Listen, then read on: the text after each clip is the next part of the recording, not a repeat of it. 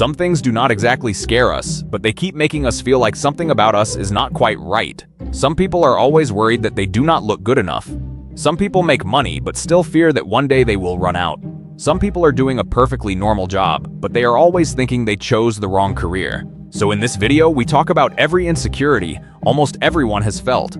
They may feel different for everyone, but there is a good chance you will see yourself in at least one section. First, there is insecurity about your appearance.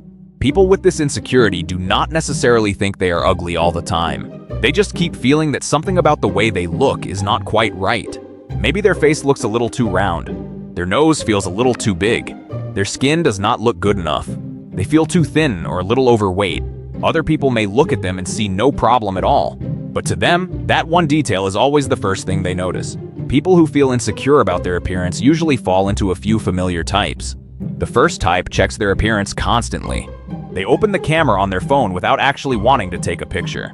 They just want to see whether their hair looks flat, their face looks uneven, or they somehow look worse today than they did yesterday. They glance at every window they walk past. They also take the chance to check the mirror whenever they go into a bathroom. Looking again does not necessarily make them feel better. Sometimes they felt completely fine, but after staring for a little longer, they managed to find a brand new problem. The second type really hates having their picture taken. Every time someone takes a group photo, they need to check it immediately. If they do not like how they look, they ask everyone to take it again. Then they need one more. And one more after that. Everyone else could have gone home, eaten dinner, and gone to bed. But the photo session is still not over. Posting a picture of themselves online is even more complicated. They may spend a long time choosing a photo, adjusting the brightness, changing the colors, and checking it over and over before posting it. Once it is online, they start checking how many people have liked it. If not many people react, they start thinking, do I look bad in this picture? Do people think I'm trying too hard? Should I just delete it? Meanwhile, everyone else may simply be busy eating dinner. The last type needs other people to confirm that they look okay. For example, before they leave the house, they ask, does this outfit make me look fat? Does my hair look weird like this? Does my face look really tired today? The person beside them says no, but 5 minutes later, they may ask the same question in a different way to check whether the first answer was honest. The problem is that a compliment only makes them feel better for a little while. Then they see one unflattering photo or meet someone who looks more attractive. And the insecurity comes right back. Social media makes this even easier to experience.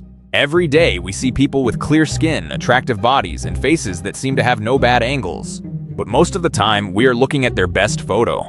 It was chosen from many different pictures. It was taken from a flattering angle. The lighting was good. And sometimes the photo was edited. Then we use that picture to compare with our own face 5 minutes after waking up. That is a pretty hard comparison to win. The truth is that other people do not pay as much attention to your appearance as you think. When you walk into a room, you may worry that everyone is looking at your skin, your hair, or your weight. But most people are also busy worrying about whether you can see their own flaws. So the whole room can be full of insecure people, yet everyone still thinks they are the only person who does not look right. Next is the insecurity of feeling like you do not make enough money. The clearest sign is that it is very hard to feel satisfied with your current income. For example, when you first start working, you think life will be fine if you can just make 10 million dong a month. When you reach 10 million, you start thinking 15 million is what you really need. When you reach 15 million, the next reasonable number becomes 20 million. The target keeps going up, but the feeling of this is enough still does not appear. Some people start worrying on payday itself. The money has barely reached their account, and they already have to divide it into many parts. Rent, electricity and water, food, transportation, money sent home to the family, an installment payment from back when they still believed installment plans did not affect life very much. After everything is deducted, the amount left looks fairly modest. They start thinking, what if something unexpected happens this month? What if everything costs more next year? Do I need to find another job? The second type is doing fairly well but keeps comparing incomes. They may be completely satisfied with their job. Then they hear that a friend the same age is making twice as much. Suddenly, the same salary they receive every month starts to feel a little insulting. They ask what that friend does for work, where they work, whether they are hiring, and how long it would take to learn the entire job this Saturday night. Social media makes this insecurity stronger too. You open your phone and see someone buying a car, taking a trip, or moving into a new apartment. But you do not know how long they saved. You do not know whether they borrowed money. And you do not know what kind of help they got from their family. You only see the thing they bought. Then you look at your own account and think you must be doing something wrong. The last type feels that their income determines their value as a person. If they make a lot, they feel successful. If they make less that month, they feel like they have become less capable. This easily happens when work and money become the main things they use to introduce themselves. Ask how they have been, and they will tell you how their work is growing. If work is not going well, they no longer know what to say. Of course, wanting to make more money is not a bad thing. Money really does solve many problems. But one rather annoying thing is that our needs often grow along with our income. When we earn more, we start renting a better place, buying better things, and paying for more services. After a while, the new standard of living becomes normal, and the worry about not making enough money comes back with a bigger number. This insecurity sounds similar to the last one, but it is a little different. Some people do not have a low income. They can still pay their bills and live fairly normally. The problem is that they have almost nothing saved. Everything will be fine as long as nothing unexpected happens. But life really likes unexpected things. For example, your motorbike is running normally and then starts making a strange noise. You do not know what is wrong with it yet. But just hearing that sound is enough to make you think about your account balance. Or one morning, the refrigerator is no longer cold. Your phone falls on the floor. Your tooth starts hurting. Your pet needs to see a vet. Just one of these things can disrupt the entire spending plan for the month. People with no savings often have a few familiar reactions. The first type keeps checking their account. Even though they know how much is in it, they still open the banking app to look. Not because they are waiting for money to arrive. They just want to make sure that the small amount is still sitting there untouched. The second type is always counting down to payday. They know exactly how many days they have to survive on the money they have left. For example, there are 7 days left and 700,000 dong in the account. That means they are allowed to spend 100,000 dong a day. But on the second day, they have to buy gas. On the third day, a friend asks them to go out for food. On the fourth day, the shampoo runs out at a moment when it shows very little team spirit. The plan is no longer accurate. The last type tries to save, but always has to take the money back out. At the start of the month, they transfer some money into a savings account. A few days later, they transfer part of it back. By the end of the month, the rest has returned too. That money has traveled between two accounts, but it has never actually had a vacation. A lot of saving advice sounds very simple. For example, stop drinking coffee, stop eating out, stop buying things you do not need. But not everyone without savings is an irresponsible spender. Some people genuinely have very little left after paying for basic expenses. And if savings were used to repair a vehicle or pay for medical care, that does not mean they failed. The money just did exactly what it was supposed to do. The problem is that they then have to start over. This is why having no emergency fund feels so exhausting. Not because something bad is definitely going to happen today, but because you know one small problem could change your entire month. Another common insecurity is the feeling that you chose the wrong career. This usually does not appear on your first day at work. It appears after a few months or a few years. You wake up on Monday morning, get ready for work, and wonder whether you really want to keep doing this job for another 10 years. People who feel insecure about their career usually fall into three types. The first type does not hate their current job, but does not like it either. The job is not terrible. The coworkers are okay. The salary still arrives on time. But every day looks almost exactly like the day before. They finish their work and go home. Tomorrow they come back and do similar things again. When someone asks whether they like their job, they usually say, "It is okay." That word okay can last for many years. The second type always thinks another career would suit them better. They watch a video about a freelancer and think that life looks very comfortable. No need to go to an office. They can work from a cafe. They can take a break whenever they want. But they do not see the nights when that person works late, finds their own clients, and reminds those clients to pay. Or they look at someone who owns a shop and think being the boss must be better than working for one. They see the owner making all the decisions. But they do not see that the owner is also responsible for every bill. Every job has a version seen from the outside and a version you actually have to do every day. Usually, the version seen from the outside is much more pleasant. The last type wants to change careers but is afraid of starting over.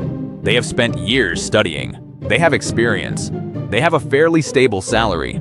If they move into another field, they may have to learn from the beginning and accept a lower income for a while. So they start thinking, what if I change careers and still do not like it? What if I am not good enough? Maybe I should stay where it is safe. But if they stay, they worry that a few years from now, they will regret not changing sooner. In the end, they are stuck between two choices. Changing careers is scary. Not changing feels worrying too. The truth is that very few people know for certain that they want to do one job for the rest of their lives. Many people only find the right work after trying a few things that were not right.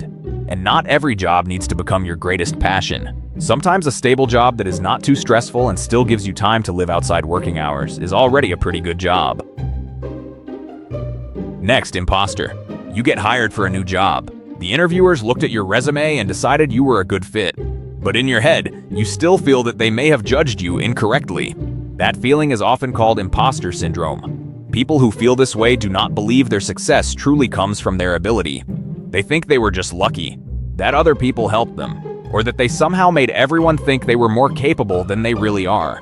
The first type is very afraid of being asked a question. In a meeting, they have an idea but do not dare to say it.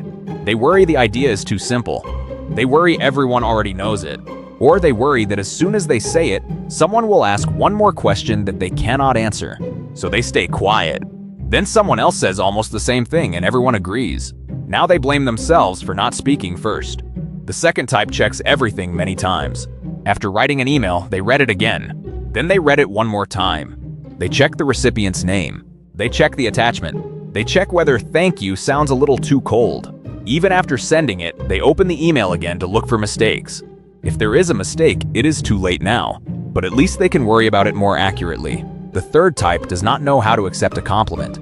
When someone says they did a good job, they reply, "It was nothing. It was easy. I was probably just lucky."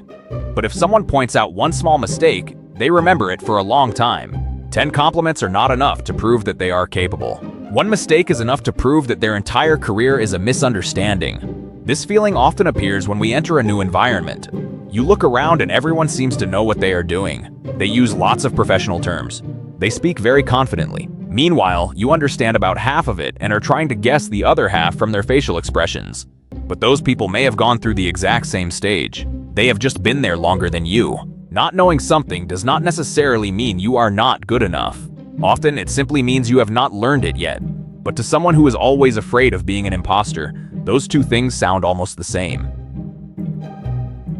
Next, approval. This insecurity appears a lot in relationships. You send someone a fairly long message. They reply, "Yeah, just one word." You start wondering what you did wrong. Are they angry with me? Did I say something inappropriate? Or do they not want to talk to me anymore? In reality, that person may simply be busy. But when we are afraid people will not like us, we usually think of the worst reason first. Some people are very sensitive to the way others reply to messages. If the other person normally uses emojis but does not use one today, they notice immediately. If the person replies more slowly, they start reviewing the earlier conversation. If the message has been seen but not answered, the official investigation begins. The second type is very afraid of making other people uncomfortable. They do not want to go out for food, but they agree anyway. They do not want to lend something, but they lend it anyway. They are busy, but they still agree to help with one more thing. They are afraid that saying no will make other people think they are selfish or difficult. So they agree to quite a lot of things they do not want to do. Then they quietly feel annoyed because the other person did not somehow understand that they did not want to do it. The third type changes the way they behave depending on the group. At work, they speak one way. With old friends, they switch to another way. When they meet someone they want to impress, they start agreeing with interests they did not care about last week. Behaving differently in different situations is normal. But if they do it too much, they start wondering whether people like their real self or only the version they created for them. Humans naturally dislike feeling excluded from a group. So we often pay attention to very small signs that someone may not like us. The problem is that these signs are not always accurate. A quiet person is not necessarily annoyed. Someone who did not invite you out may simply think you are busy. And sometimes a short message really is just a short message. Also, no matter how well you behave, some people still will not like you. Maybe the two of you are simply not compatible. Maybe there was a misunderstanding. Or sometimes there is no clear reason at all. Trying to keep everyone happy is a full-time job, but it comes with no salary and no days off. Next comes the feeling of falling behind. This insecurity often appears when you look at the lives of people your age. One friend just got married. Another just bought a house. Someone got promoted. Someone is traveling. Meanwhile, you are lying in bed, still unable to decide what to eat tonight. Suddenly, you feel like everyone is moving forward, and you are the only one standing still. This happens because we often think life follows one shared schedule. By what age should you have a stable job? By what age should you be married? When should you buy a house? When should you have savings? If we do not reach those things at the right time, we start thinking we are slower than everyone else. The first type compares milestones. They watch their friends get married one by one and start worrying about their own love life. Before that, they may have been perfectly fine living alone. But after attending 3 weddings in 2 months, being single starts to look like a problem that needs to be solved urgently. The second type compares careers. They see a friend get promoted and immediately look back at their own position. They see someone else start a company and begin to think their current job is too small. They may have been satisfied the day before, but one look at another person's achievement makes that feeling disappear very quickly. The last type compares their entire life with social media. This is a fairly unfair way to compare, because you are comparing your ordinary days with the special days of many different people. Today, one person buys a house. Tomorrow, someone else goes on a trip. The day after that, someone shares a career achievement. When all of it appears on the same screen, it feels like there is one person out there who is rich, talented, happy, and somehow has time to travel everywhere. But in reality, those are the achievements of many different people combined. Everyone starts from a different place. Some people receive help from their family. Some people have to handle everything by themselves. Some people find the right career early. Some people take years to figure out what they want. If we only look at the results, we do not see those differences. Feeling behind sometimes makes people rush after goals they are not even sure they want. Getting married because everyone else is getting married. Buying a house because everyone else is buying a house. Taking on more work because they are afraid they earn less than their friends. In the end, they may catch up with a schedule, but they are not sure it was ever their schedule. The last insecurity is the feeling that you have not done anything important.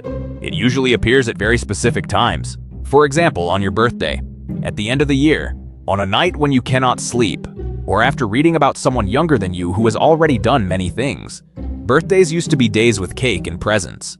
After a certain age, they start to feel like a progress review for your life. You think, another year has passed. What did I do this past year?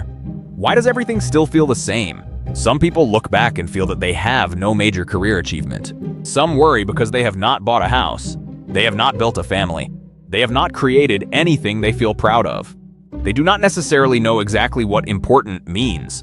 They only know that what they have does not seem to be enough. One reason is that our standards keep changing. When you are in school, graduating is a major achievement. After graduation, that becomes something in the past, and the new goal is to find a job. Once you have a job, the goal becomes making more money. Once you earn more, you want a higher position. Every time we reach a goal, the good feeling usually lasts only for a while. Then that goal becomes the new normal. The second type only recognizes achievements that are easy to see. Buying a house counts. Getting promoted counts. Starting a company counts. But getting through a difficult year, taking care of your family, or leaving a job that was exhausting you is not always treated as an achievement. Those things do not come with a trophy. They are also quite difficult to post online as a nice photo. The last type believes they must do something truly special for life to have meaning. The internet introduces us to many remarkable people. People who became successful very young. People with rare talent. People who built a large company in only a few years. But we see these people precisely because they are unusual. Millions of people living ordinary lives do not appear on the home page every day. An ordinary life does not mean a failed life. A job that pays enough to live. A few people who truly care about you. Time to do things you enjoy. Days that pass without anything serious happening. These things do not sound very special, but when one of them is missing, we realize how important it is. Maybe the problem is not that we have not done anything important. Sometimes the problem is that the standard for important has been set so high that all the good things we already have are ignored. And quite a few people you think are successful are also looking at someone else and wondering why they still have not done enough. Those are very common insecurities, and probably no one can completely eliminate all of them. If you have felt any of these things, share your experience or suggest the next topic in the comments. And if you want to see more videos like this, you can subscribe to the channel.